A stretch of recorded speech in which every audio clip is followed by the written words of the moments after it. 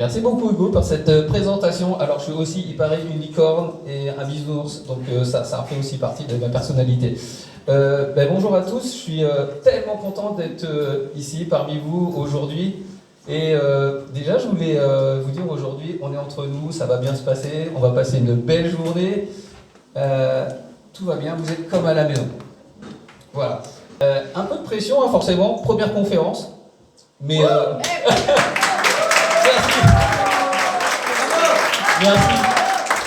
Il y a quelque chose que je voulais faire, que j'ai toujours voulu faire en conférence, et ça, je voulais déjà remercier Sadia, cette femme formidable. Si je suis là aujourd'hui, c'est grâce à Sadia. Sadia, merci de tout cœur pour cette invitation.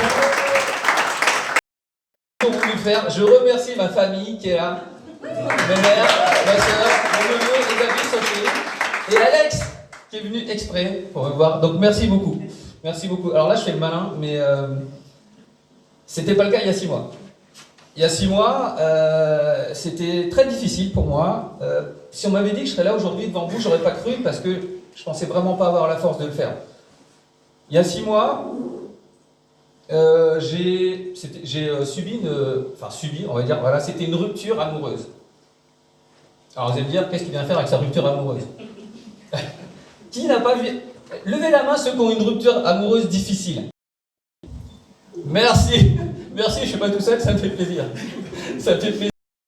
Moi, alors, les ruptures amoureuses, c'est toujours super difficile pour moi parce que aux enfers. C'est toujours mes caractéristiques. Chez moi, c'est la dépression. C'est je me laisse mourir, je mange plus, je bois plus, je travaille comme un malade, je fais que ça en fait, pour quelque part pour oublier.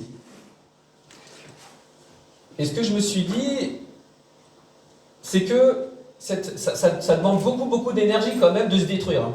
Quand même, mine de rien, on est le pire de nos bourreaux, et c'est vrai qu'à chaque fois, à chaque rupture, c'est toujours le même schéma qui se répète. C'est toujours la même mécanique qui se met en place. Sauf que cette fois-ci, alors, il y a ma rupture il y a 6 mois, cette fois-ci, je me suis dit, ça va être différent. Parce que je suis quand même coach, hein, il y a quand même de base. Donc, je suis un peu censé savoir comment ça marche. Les outils, je les ai. Alors, du coup, je me suis dit, je vais travailler là-dessus. C'est quelque part, peut-être que c'est, pour ceux qui croient, c'est l'univers qui m'envoie une X épreuve pour que je comprenne ce qui se passe. Parce que moi, il faut du temps, en fait. Je comprends vite, mais il faut un peu de temps. Et du coup, je me suis dit que toute cette énergie que je dépensais pour me détruire, peut-être que ça serait intéressant que je l'utilise pour en faire autre chose. Que je l'utilise pour transformer ça, créer et transmettre. Notre métier, en tant que coach, c'est aussi ça, de transmettre ce qu'on vit au quotidien, parce qu'à travers nos coachings, c'est aussi nous que vous voyez, même si on est d'accord, il ne faut pas associer le truc. Et j'ai commencé à faire des recherches. Je suis allé un peu plus profondément en moi. Donc j'ai commencé à regarder toutes les vidéos YouTube, j'ai lu plein de bouquins. Le premier truc que j'ai regardé, c'est comment récupérer son ex. Je crois que j'avais pas bien compris le truc. Donc du coup, je suis un expert. Donc si vous avez besoin de comment récupérer son ex, les profils anxieux, évitants, tout ce qui est chaser, runner, pour ceux qui connaissent, je connais par cœur. Mais quand même, à un moment, je me suis dit, il y a peut-être autre chose à voir.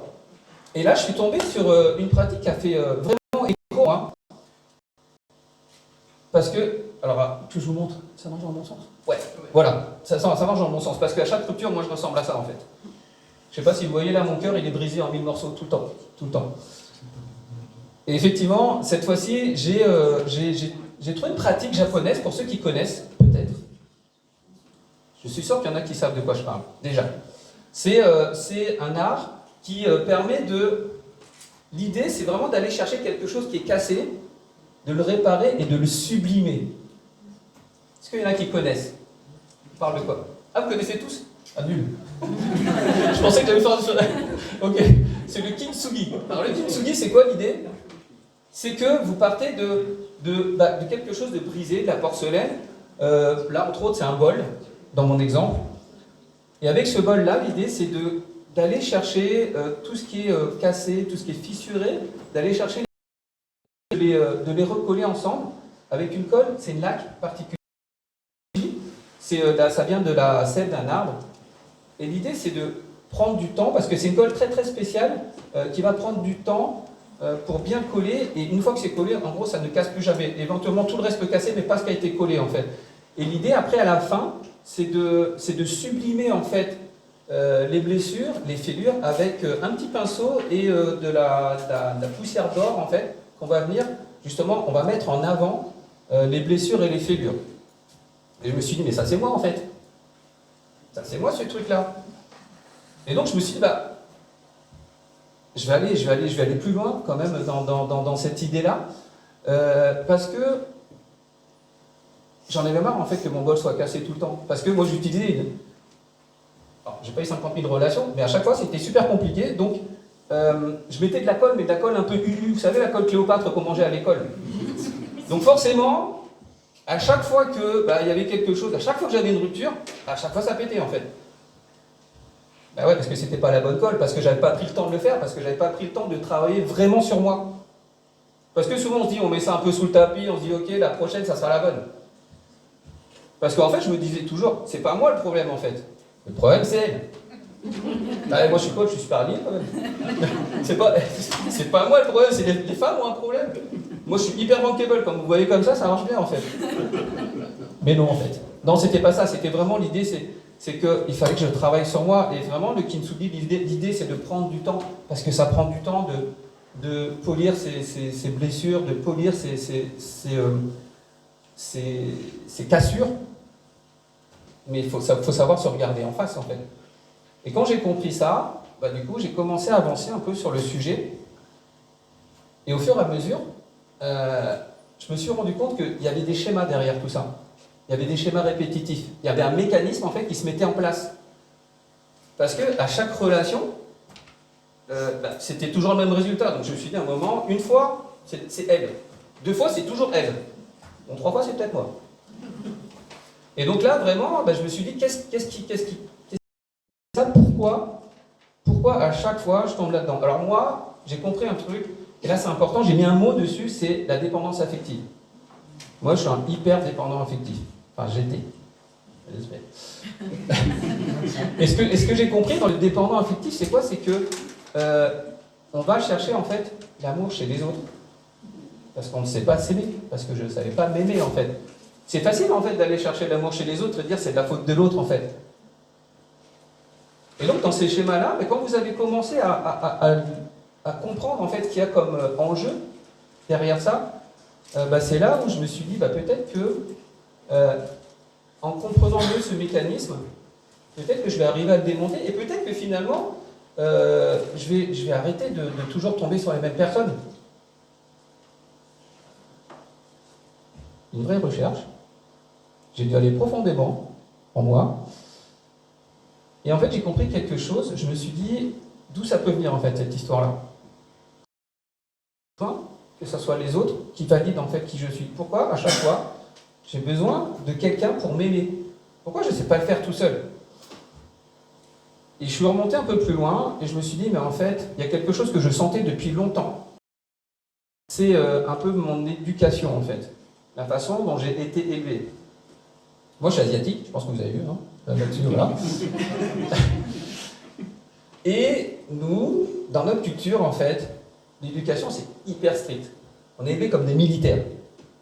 Pas d'émotions. Les émotions, ça n'a pas leur place, en fait. Et puis, en plus, je suis un homme, alors que ce soit asiatique ou pas, mais dans la société, nous, les bonhommes, on ne sait pas pleurer. Enfin, on ne doit pas pleurer. On doit être les piliers. On doit être fort. On doit avancer contre vents et marées. Et dans cette éducation-là, du coup, moi j'ai réprimé les émotions. Parce que plus je pleurais, plus je prenais. Voilà. Et le truc, c'est que c'est chez les Asiatiques, c'est normal en fait. C'est pas un souci. Et j'en veux pas du tout à mon papa, parce que je l'aime vraiment de tout mon cœur. Il est plus là maintenant, j'aurais aimé lui dire, mais c'est normal en fait chez nous. Et aujourd'hui je le remercie vraiment parce que je suis là devant vous. Donc dans cette éducation-là, c'est tu ne peux pas pleurer parce que ça se fait pas déjà. Parce que ça se fait pas. derrière ça, quand vous comprenez ça, j'ai compris aussi, alors là on va parler un peu de certains concepts, mais vous voyez le triangle de Karpman, pour ceux qui connaissent? Ouais, le triangle de Karpman, je vous explique pour ceux qui ne connaissent pas, le triangle de Karpman, on appelle aussi ça le triangle dramatique. Et dans ce triangle dramatique, il y a 3 positions. Il y a la position du sauveur, donc c'est celui qui se sacrifie pour tout le monde, hein. C'est celui qui est là, qui donne de l'amour, et lui, il va se sacrifier, et c'est normal. Il y a le bourreau. Lui, le bourreau, c'est un peu le méchant de l'histoire. Mais c'est le méchant, mais c'est aussi notre méchant, nous, parce que c'est aussi nous, on peut être notre propre bourreau. Et puis, il y a la victime. Et la victime, elle, c'est celle qui n'a pas de chance dans la vie. C'est celle à qui tout va pas, en fait. Et donc, moi, dans cette relation, ce que j'ai compris, c'est que j'étais et le bourreau, et le sauveur. Donc, moi, je voulais sauver mes partenaires, que je voyais, sauf qu'à la fin, je devenais aussi la victime. Et quand vous comprenez ça, vous dites, en fait, il y a un truc qui ne va pas. Pourquoi moi j'ai besoin de sauver les gens? Pourquoi à un moment je me retrouve toujours victime? Pourquoi c'est toujours la même chose en fait? Et là c'est vrai que vous savez, c'est comme le kintsugi. Le kintsugi, l'idée c'est, je suis allé chercher des pièces, parce que quand c'est cassé, il faut aller chercher un peu les pièces du puzzle. Et là j'ai commencé à chercher des pièces de moi-même en fait. Mes pièces dans mes souffrances, mes pièces dans mes blessures. Et c'est là où le travail il est difficile. Parce que souvent, on est dans des illusions. Souvent, c'est facile de nous dire à nous, mais tout va bien en fait. Parce que on n'est pas objectif.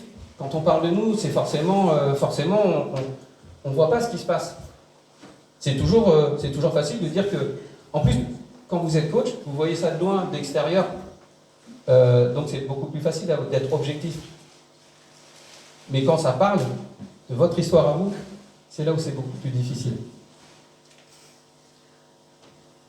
Et donc j'ai fait ce travail-là du kintsugi, de vraiment aller chercher toutes ces blessures, aller chercher toutes les choses qui me faisaient mal, d'aller chercher toutes les choses que je ne voulais plus. Et j'ai compris, et ça c'était super important, et je pense que c'est vraiment ça la clé pour moi, et ce que je voulais vous transmettre derrière ça, c'est que on est inconsciemment, en fait, on suit tous un schéma, parce que c'est notre éducation, parce que c'est notre culture, parce que c'est nos habitudes, parce que c'est la société.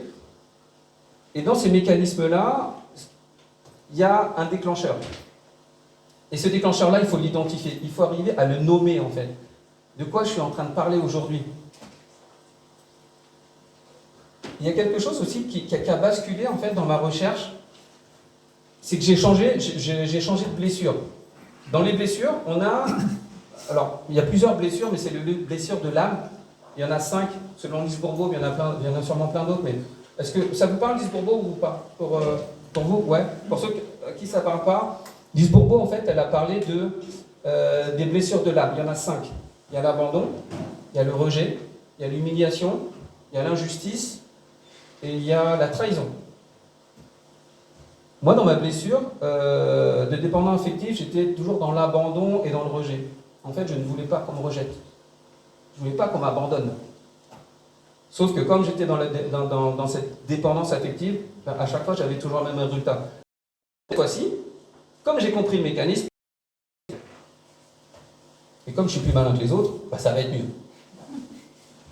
Du coup, ce que j'ai fait, c'est que dans cette relation-là, je me suis dit, avant je donnais beaucoup, maintenant je donne plus. Ou je donne moins. Avant j'étais toujours très proche. Je dis, ok, maintenant je vais prendre de la distance.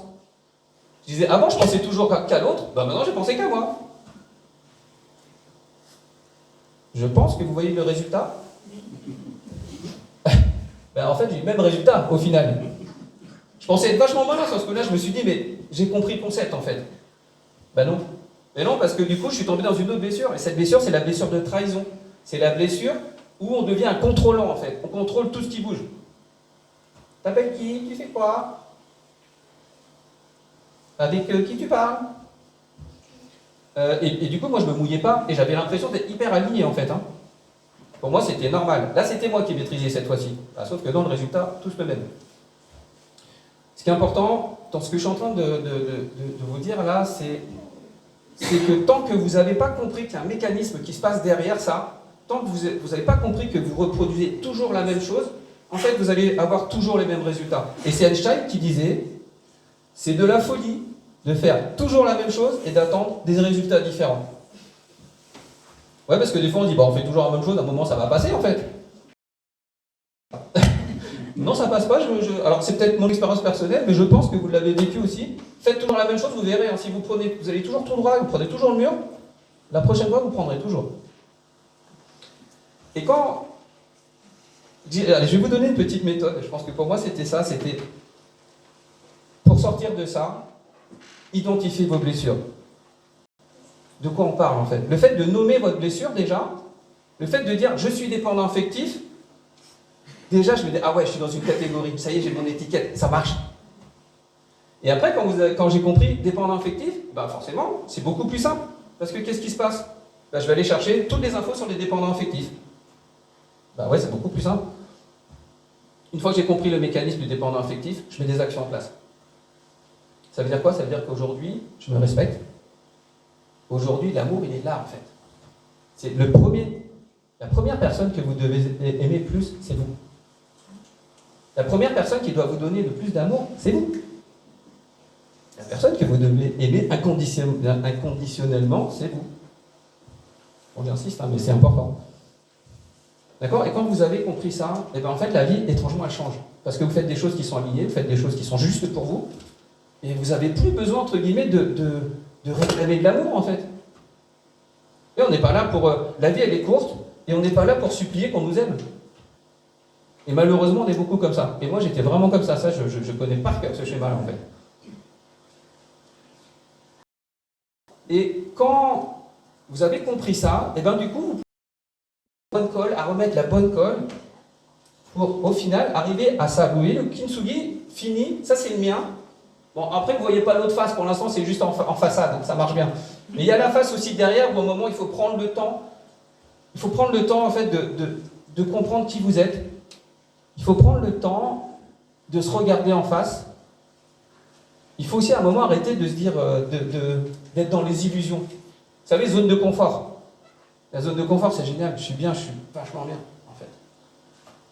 Comme au début, c'est pas moi le problème, c'est l'autre. Allez chercher en vous.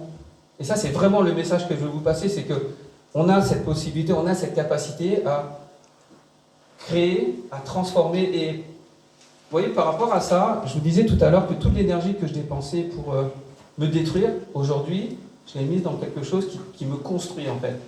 Dès que je me suis séparé, la première chose que j'ai faite, parce que je ne voulais pas retomber dans le même schéma, j'ai lancé des lives. Donc, vous pourrez aller voir sur YouTube, sur Terre Odysseus, il y a des lives qui racontent ma vie.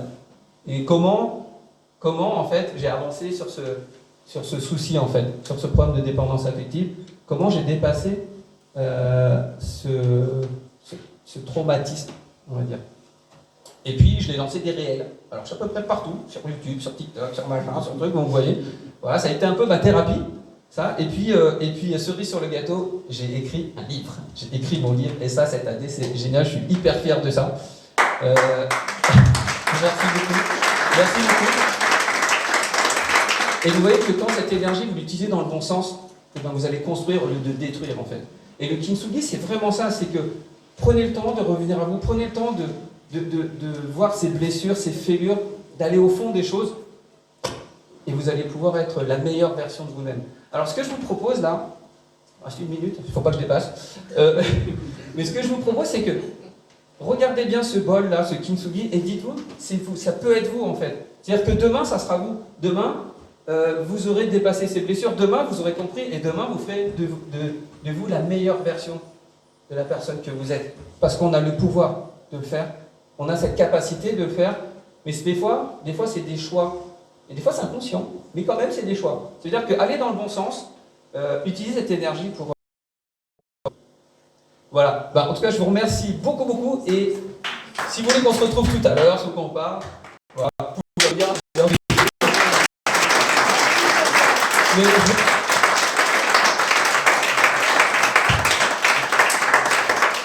Je vous remercie beaucoup d'être là et je suis à votre disposition tout à l'heure. En tout cas, je vous embrasse, d'accord. Merci beaucoup.